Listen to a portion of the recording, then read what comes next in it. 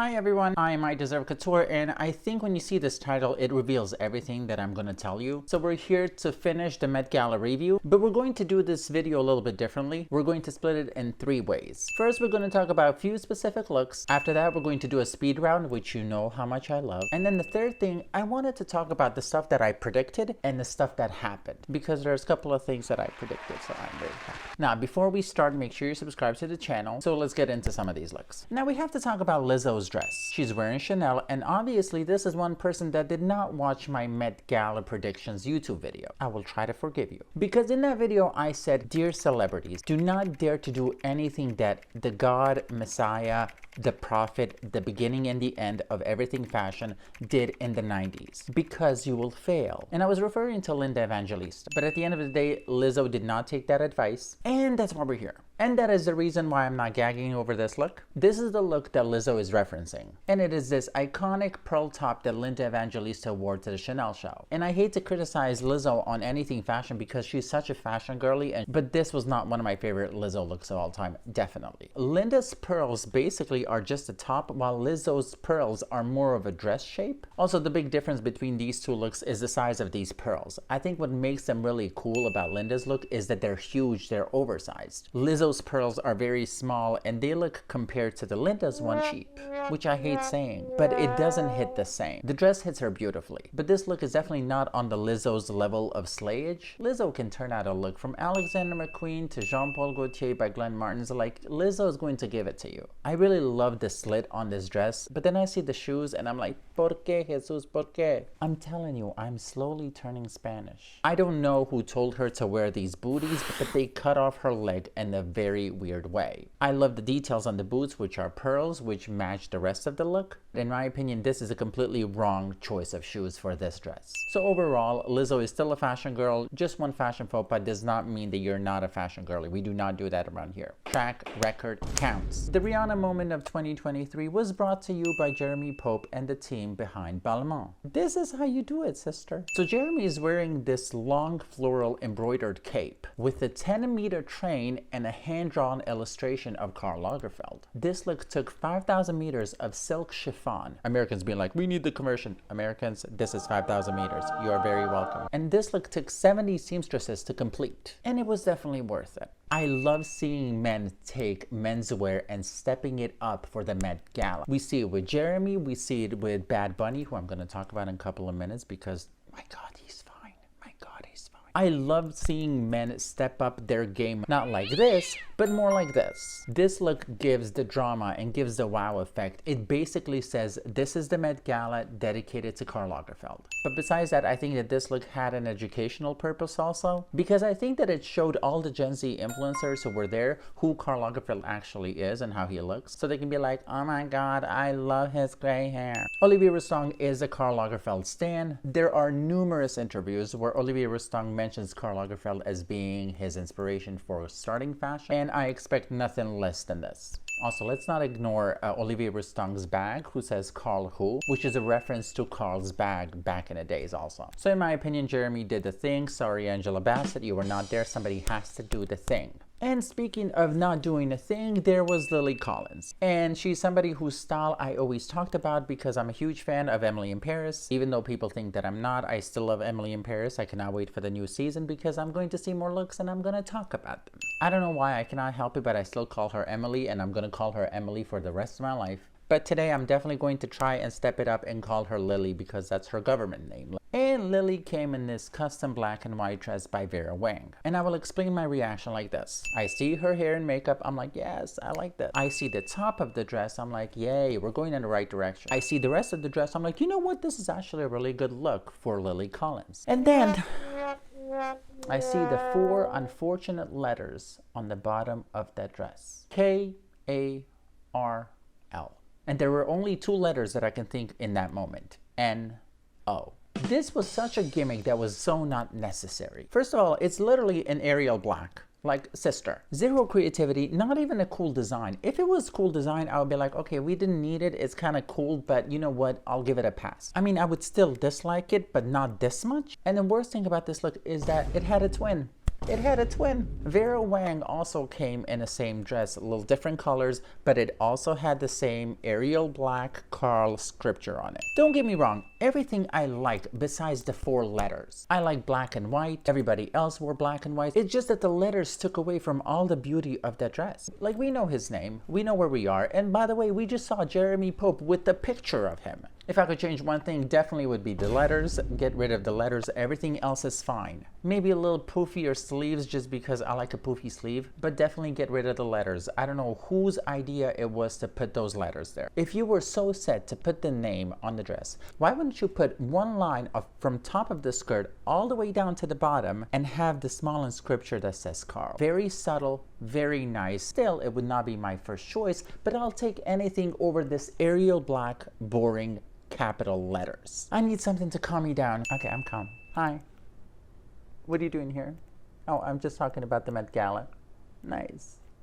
You're dating who? Now this is what I came for. Thank you, Bad Bunny. Thank you, Jacquemus. Thank you to the Jacquemus seamstresses. This made me live. We get some menswear that is creative, that is memorable, that is stunning, and that is so gay that it's so right. Details. The train is 8 meters long. Americans, 8 meters is this. Again, with these conversions, I'm spoiling you rotten. You deserve it though. Now, the front of the suit is not the focal point. The back of the suit is the focal point. The man came backless and looked so good doing it. And also Jacquemus did the same thing. This is Jacquemus's first Met Gala ever. And the cool thing about these looks was the necklace on the back that had a letter J, as in Jacquemus. Or in Bad Bunny's case, Jenner. I'm kidding, that's a joke. From what I understand, the back necklace with the J is a reference to Nicole Kidman's look in 2004. And she had that dress in a movie for Chanel. Jacquemus just put a letter J. And speaking about Nicole Kidman, she was also there in the dress from the Chanel film. Now, this is a great throwback moment. I don't know if you remember this, but she was running down the streets of New York, being chased by paparazzi. This is actually one of the best fashion films ever. It references Moulin Rouge. It is so beautiful. If you haven't seen it, please check it out. But I was just happy to see this dress, and I think any person that followed Chanel at that time was happy to see this dress like 20 years after. Next up, we have J-Lo. Now, if you did not know that J-Lo was there, neither did I, to be honest, which tells you everything that you need to know. So Jennifer is wearing this Ralph Lauren dress, and she's continuing her collaboration with Ralph Lauren because Ralph Lauren also designed her wedding dress, which is one of the most beautiful wedding dresses I have ever seen. It was so stunning. So my hopes were up because somebody said like, hey, have you seen J-Lo at the Met Gala? And I'm like, oh my God, wedding dress, looked gorgeous. I'm excited. I want to see a good look. And then I see this and I'm like, too bad. Is there elements of this look that I like? Yes. But overall, this is not the best Met Gala look for me, sis. First of all, the only thing that's honoring the theme of Karl Lagerfeld is the fact that this is a dress. That's where it stops. Everything from the waist up, I'm not a huge fan, especially the flower on top, because the fascinator and the flower on top are very close, so you do not even focus on J-Lo's face. The top of the dress is very, I'm going to my sugar daddy's funeral, and the bottom goes to the red carpet of the Oscars. The shoe, I have no idea where it's going, but I know where it shouldn't be going,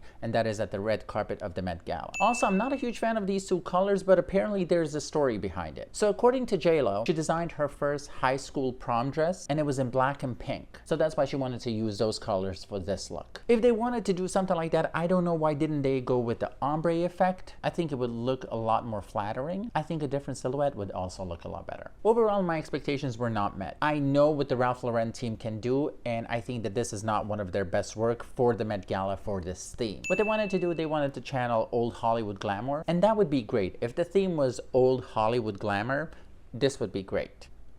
There were so many people at the Met Gala, and to be honest, I feel like I'm beating the dead horse because it's been 2 weeks since the Met Gala. It kind of passed, but I promised this and I have to deliver. So that's why we're going to do a speed round and talk about a couple of these looks really fast. And we're going to start with Russell Westbrook. And he wore Bodhi. And this look goes in the category, wait, you're telling me that there is a theme at the Met Gala? No way. I love this look on Jenna Ortega. I want her to become a Thom Browne ambassador. Her and Thom Browne are a match made in heaven, just like me and ice cream. Kendall Jenner also attended the Met Gala. And these Marc Jacobs shoes made her so tall that they did not have to worry if there is a light bulb missing because she would just unscrew it and put the new one in with zero effort. Love a tall woman. And honestly, if I could choose my height, it would be this. Sydney came in Miu Miu, and honestly, this look did not bring me euphoria. See what I did there?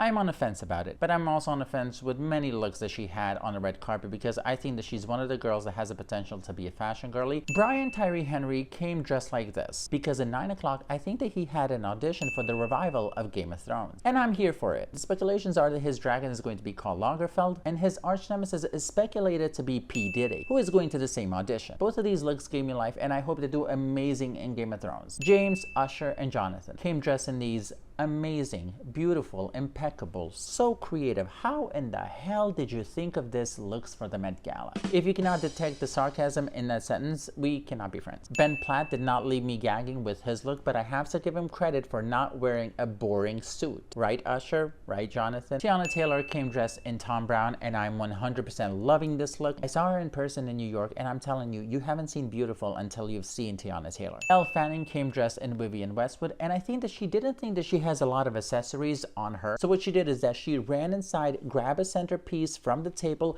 put it on the dress, and came back to the red carpet. And you know what? Live your fairy tale life, girl. Live your fairy tale life. Pedro Pascal wore Valentino and showed off his knee, and the gays were drooling left and right. If he shows himself wearing a Speedo, I am legit concerned for his well-being. Moral of the story? Boost up your security. You don't know how crazy these gays are. Salma Hayek came to the Met Gala and Gucci, and thank you God because I finally have the answer when somebody asked me, what is your favorite Salma Hayek look of all time? Anita came in custom Marc Jacobs, and there's two things that I want to steal from her. Those shoes and that body, because Emma wore Miu Miu, and I don't know how to feel about this. I was looking at this and I'm like, is this the Miu Miu set for the conservatives? Now, with all of that being said, and we finally did our speed round, we're done with the Met Gala, there's only one more thing to do. 4 days before the Met Gala started, I posted a video on YouTube where I predicted a couple of looks. I don't know why I do it, I find it super interesting because I like guessing who's gonna do what. So I wanna go through a couple of looks that we have to talk about. So the real question is, did I predict any looks? Well, actually, I did. Let's start with the two personal wins. First one is actually this look that I predicted from Chanel 2010 Spring Collection. It is so regal, it is so beautiful, so I predicted somebody is going to dare and listen to my advice. I don't know if they listen to me or we're on the same wavelength, but I like what's happening. So who wore this dress? The mother. Naomi Campbell wore this dress, and I was the happiest person alive to see this. In my video, I did suggest if somebody's going to wear it to have the heart-shaped poofy hair, but it's Naomi and she's not going to do that, and that's fine. And this dress did not lose any relevance at all. This is something that you would see still today. This type of dress is something that Carl did a couple of times during his lifetime, but this was a great look to see on the red carpet, and I'm happy that somebody delivered. Now, is that the only guess?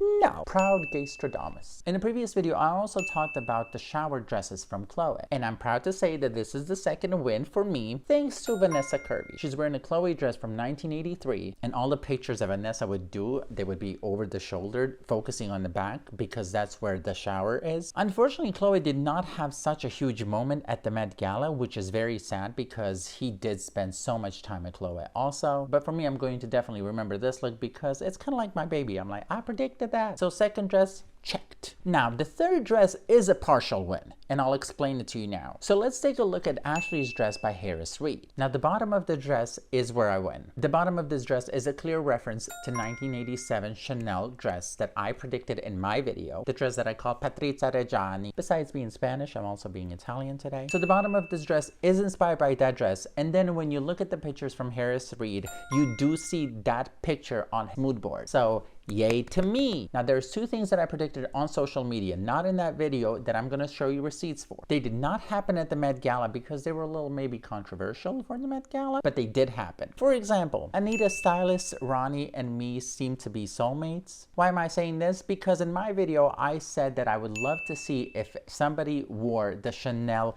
micro bikini. But I said that there is no way because Anna would not approve of that, but it would be iconic. Well, my girl Anita and her stylist actually made me so happy when they posted a picture of her wearing the iconic Chanel micro swimsuit. First, I love that my prediction came true. Second thing, I love Anita. And Ronnie and her are definitely one of my favorite duos when it comes to stylist and a celebrity relationship, hands down. So another person that did something very similar a day prior to the Met is Rihanna. And on social media, I said that somebody has to use these sunglasses and this hat for the Met Gala, that I don't care how, shave your head, I do not care, just make it happen. And the night prior, Rihanna did wear the glasses. But you know what? I'm not going to take this, you know what? I'm going to take this as a win also. So with all that being said, I think that my review of the Met Gala is finally done. And make sure you subscribe to the channel. Still, I hope you're having an amazing day. I'm going to go have tacos because I am hungry as hell. Okay, everybody, thank you for watching. Stay amazing.